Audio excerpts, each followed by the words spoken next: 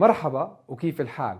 من أول الأمور اللي بتخطر في بال أي حدا لما بتحكي له بدك تعمل كيتو أو صيام متقطع أو حتى صيام هو موضوع المشروبات اللي متعود يشربها زي القهوة والشاي وغيرها من المشروبات اللي بنشربها أثناء يومنا المختلف حتى نكمل فيه نهارنا. فعشان هيك بدنا نحكي عن إيش هي المشروبات المسموحة في الكيتو والمسموحة في الصيام المتقطع. إيش المشروبات اللي بينفع ناخدها بالكيتو بس ممنوعة في الصيام، أو إيش هي المشروبات اللي ممنوعة في كلاهما. حنحكي عن كل ما يتعلق بالمشروبات الكيتونية. أكيد أنت بتحضر صحة بلس مع سمارة، وراجعين بعد الفاصل.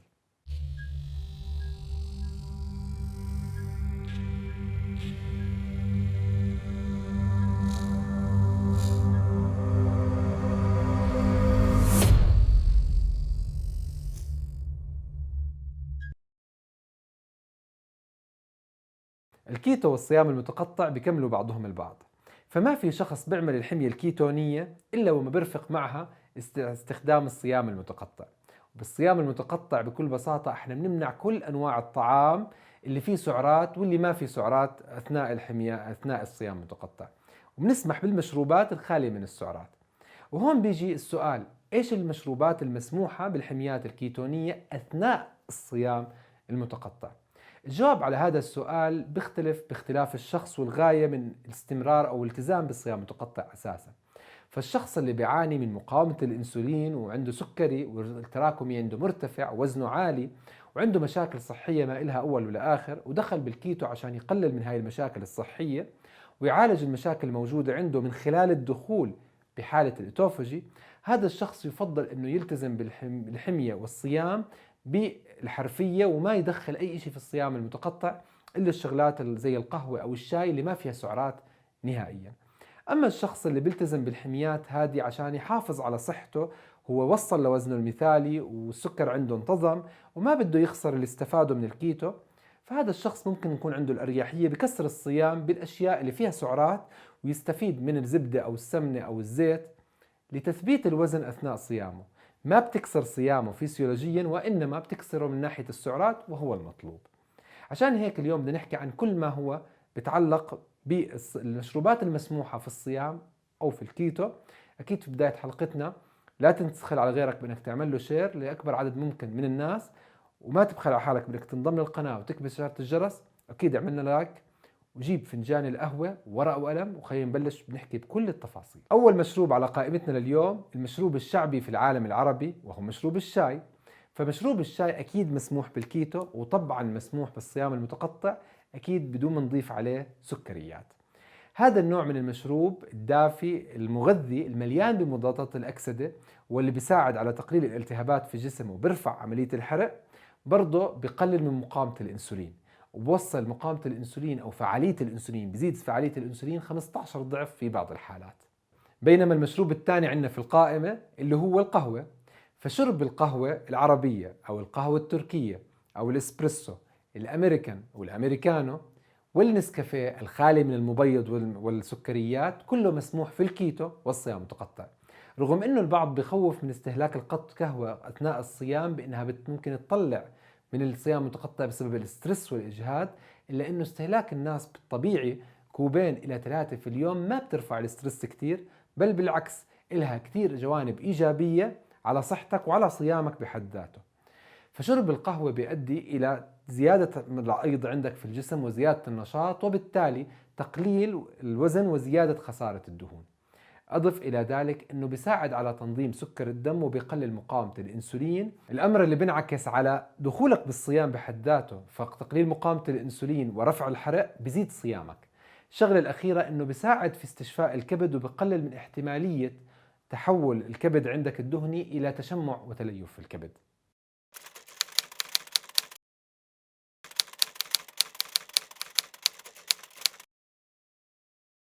معلومة على الهامش، بحب كتير من الأشخاص أنهم يضيفوا الحليب أو الكريمة الخفق أو سكر المسموح بالكيتو مثل ستيفيا إلى الشاي أو القهوة أثناء الصيام المتقطع.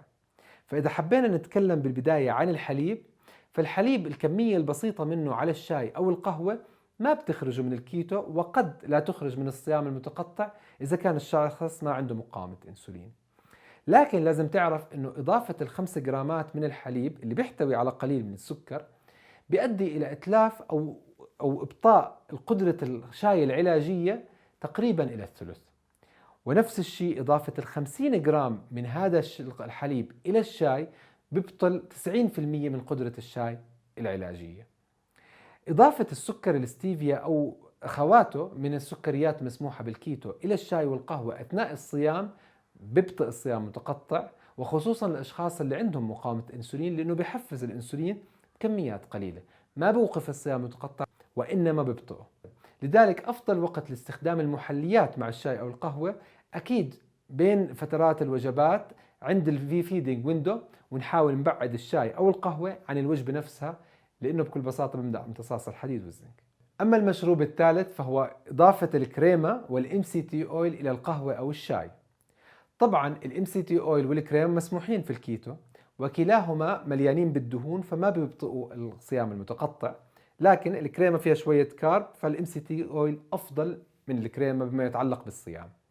هلا إذا أنت من الأشخاص اللي عندك زيادة بالوزن وبدك تنزل هذا الوزن، فاستخدامك للام سي تي أويل والكريمة بيعطيك سعرات مجانية ودهون مجانية تدخل جسمك تحرقها بدل ما تحرق الدهون اللي موجودة في أحشائك. فإذا أنت بدك تنزل بالوزن فلا يفضل تاخذ هذا النوع من المشروبات. إذا أنت شخص وصلت لوزنك المثالي وبدك تثبت الوزن، فيعتبر ممتاز أنك تستخدم الكريمة أو الام سي تي اويل. وإذا بدنا نشوف الشيء يرفع الكيتونات أكثر، فالام سي تي اويل بيرفع الكيتونات أكثر وأسرع. أما المشروب الرابع فهو أكيد الماء. الماء أكيد مسموحة أثناء الصيام المتقطع، بس بدك تدير بالك إنه كثرة استهلاكك للمياه الحلوة بيؤدي إلى كثرة التبول، وكثرة استهلاكك للماء وتبولك سوائل بيؤدي لفقدانك للبوتاسيوم، المغنيسيوم والصوديوم، الإشي اللي بيخلي عندك مشاكل في جسمك من احتباس سوائل، فقدان الأملاح، جفاف، واضطرابات في عضلة القلب. فلما بتشرب ميتك أثناء الصيام المتقطع حط عليها شوية ملح حتى تروى أفضل. أما المشروب الخامس فهو مشروب المتة، والمشهور ومعروف عند أهلنا بسوريا ولبنان. هذا المشروب هو بكل بساطة المنقوع الساخن لنبتة الميت. هذه النبتة المنتشرة في أمريكا الجنوبية، واللي خصائصها قريبة من خصائص القهوة والشاي، مليانة بمضادات الأكسدة، بالمعادن والفيتامينات، بترفع من كفاءة الحرق، بتقلل مقاومة الأنسولين، بتنشط الدورة الدموية، وبتزيد دخولك في الصيام المتقطع، فهي أكيد مسموحة أثناء الصيام المتقطع. بيحتل مرق العظم الترتيب السادس على قائمتنا، فشرب مرق العظم سواء كان هذا العظم جاي من خروف أو أبقار أو دجاج أو حتى أسماك مسموح في أثناء الصيام المتقطع وفي الكيتو. عادة إحنا بالعالم العربي نتميز بأنه بنطبخ اللحم مع عظمه، فبنعتمد بشكل أساسي على لحم الخراف أكثر من الأبقار، الإشي اللي بيخلي أكلاتنا بطبيعتها مليانة بمرق العظم، وما بنكب المرق نطبخ فيه الشوربات اللي بتيجي كطبق جانبي مع تقديم اللحوم. هذا المرق اللي انت بتحط فيه بهاراتك وبتحط فيه الملح فيه مفيد جدا وغني، طعمه لذيذ، بيساعدك وبيعطيك شعور بالشبع، بيساعدك على إكمال الصيام. الشغلة الثانية مليان بالمعادن زي الكالسيوم والمغنيسيوم، البوتاسيوم والفوسفور، مليان بالفيتامينات المفيدة لصحة البشرة والشعر والأمعاء والمفاصل، زي الكالوجين والفيتامين A، ناهيك عن وجود المعادن زي الحديد والزنك، السيلينيوم موجود فيه الأوميجا 3، إضافة لفيتامين A وفيتامين K ودي.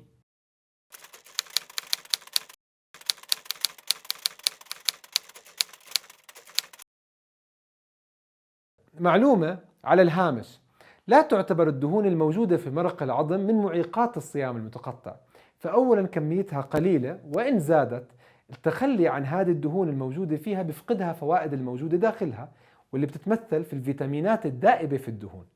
أضف إلى ذلك أنه إضافة الملح والبهارات إلى هذا المشروب مثل بهارات الكركم، الزنجبيل والفلفل الأسود، بيجعل من هذا المشروب مشروب علاجي بامتياز. أما المشروب السابع على القائمة فهو أفضل مشروب ممكن تشربه في الحمية الكيتونية، بالعكس هو المشروب اللي لازم تشربه في الحمية الكيتونية وتحديدا أثناء الصيام المتقطع: عصير الليمون. عصير الليمون بيحتوي على كمية منيحة وممتازة من الفيتامين سي اللي بتمثل 50% من احتياجك اليومي. رغم احتواء هذا العصير على كمية قليلة من السكريات، إلا أنه مفعوله الإيجابي تجاه تقليل مقاومة الأنسولين ورفع الحرق بيؤدي إيجابا في إدخالك بالمزيد من الصيام المتقطع. فوائده لا تعد ولا تحصى، خلينا نذكرها كالآتي. يساعد استهلاك عصير الليمون جسم الإنسان للقيام بالوظائف الآتية: يساعد الفيتامين سي الموجود داخله على تشافي الجلد والأمعاء بمساعدة الكولاجين. الشغلة الثانية إنه بيساعد في تقليل وتنظيم السكر في الدم لمرضى السكري النوع الثاني. يقلل ويخفض من اليوريك أسيد الناتج عن دخولك في الكيتو بسبب زيادة استهلاك اللحوم وكثرة الصيام. بالإضافة إنه بيرفع من حمضية المعدة، فبالتالي بيزيد من كفاءة عملية امتصاصك للبروتينات والمعادن زي الزنك والحديد والفيتامين بي 12. أضف إلى ذلك باستخدامه بتختفي عندك حموضة المعدة الناتجة أساسا من ضعف الأحماض فيها. أضف إلى ذلك إنه حمض الستريت الموجود داخل الليمون بيمنع من تشكل حصوات الكلى وبيؤدي لتفتت الحصوات الصغيرة منها وتخلصك منها.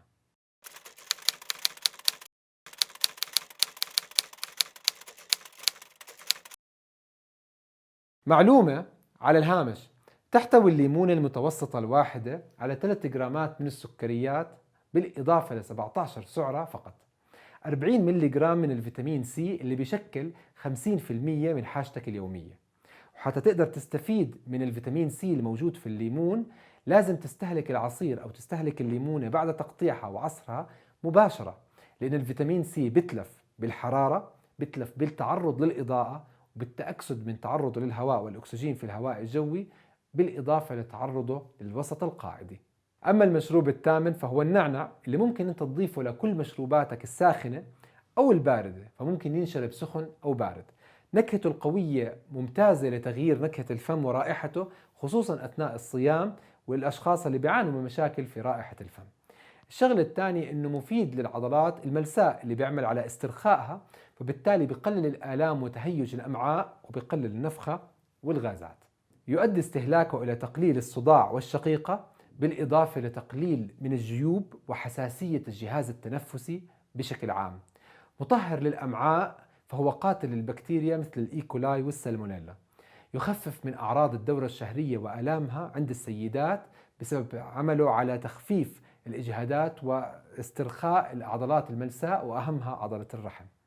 اضف إلى ذلك بيساعد على استرخاء الجهاز العصبي وسهولة الدخول في النوم، وبالتالي تأثيره الإيجابي على خسارة وزنك.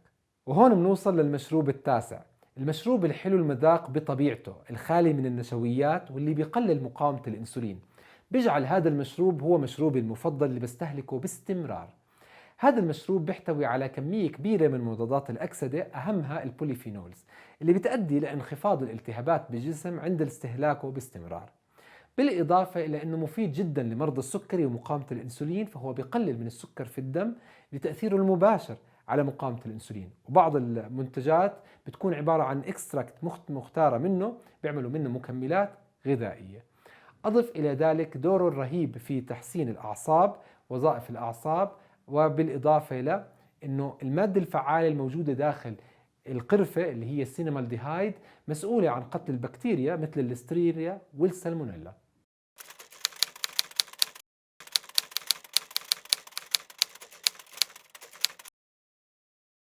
معلومة على الهامش: تعتبر المشروبات الغازية الدايت سودا والمحلاة بالأسبرتام من أكثر المشروبات المثيرة للجدل، فرغم أنه استهلاكها في الحميات الكيتونية ما بيخرجك من الكيتو، إلا أنها ممنوعة في الحميات الكيتونية بسبب وجود الأسبرتام المسرطن والمثير للجدل بطبيعته. استهلاك هذه المشروبات أثناء الصيام المتقطع بتحفز الأنسولين، وبالتالي بتقلل من جودة الصيام المتقطع وبتأذيك بالفترة المفروض فيها أنك تستفيد. بينما استهلاكها في المناسبات السعيدة بحذر شديد، ممكن أثناء الحمية الكيتونية دون ما الخروج من الكيتو. أما المشروب العاشر فهو حليب اللوز، وهو البديل الأفضل عن الحليب العادي. بيحتوي الكوب الواحد من الحليب اللوز غير المحلى على 39 سعرة حرارية، 3 جرامات من الدهون، وجرام واحد من البروتينات، و3 جرامات من النشويات. استهلاكه في حميتك اليومية عادي وطبيعي، ما بيطلعك من الكيتو ولا بيأثر كتير على الصيام المتقطع، لكن إذا كان الشخص الحرق عنده بطيء أو عنده مقاومة أنسولين بوقف الصيام المتقطع. كون حذر عند استخدامه، زاكي ولذيذ وممكن تستخدمه. وبالإضافة أنه ممكن تستخدم مشروبات تانية ما ذكرناها في الحلقة زي الكركديه، اليانسون، البابونج، الزعتر. كل الأعشاب الموجودة في حياتنا ومستخدمها بمشروباتنا التقليدية عادة مسموحة بالكيتو، أكيد بدون ما نستخدم معها أي نوع من المحليات، ومسموحة أكيد في الصيام المتقطع. بنهاية حلقتنا اليوم، إذا شفت المعلومات اللي بالفيديو مفيدة أكيد ما تبخل على غيرك بالشير في نشر المعلومة، أكيد خير وزكاة العلم نشره. وما تبخل على حالك بأنك تنضم للقناة وتكبس على إشارة الجرس حتى تيجيك أول بأول إشعارات كل ما يخطر على بالي فكرة مفيدة لك. وما تبخل علينا بأنك تعملنا لايك، فإحنا بتشجيعك بنستمر. وبتقدروا تنضموا لعالمنا الرائع بالفيسبوك عالم سمارة كيتو أند فاستنج بلانت، وبتقدروا تتابعوني على الانستغرام والسناب شات. بشوفكم إن شاء الله في الحلقات الجاي، وبأمان الله، مع السلامة، باي.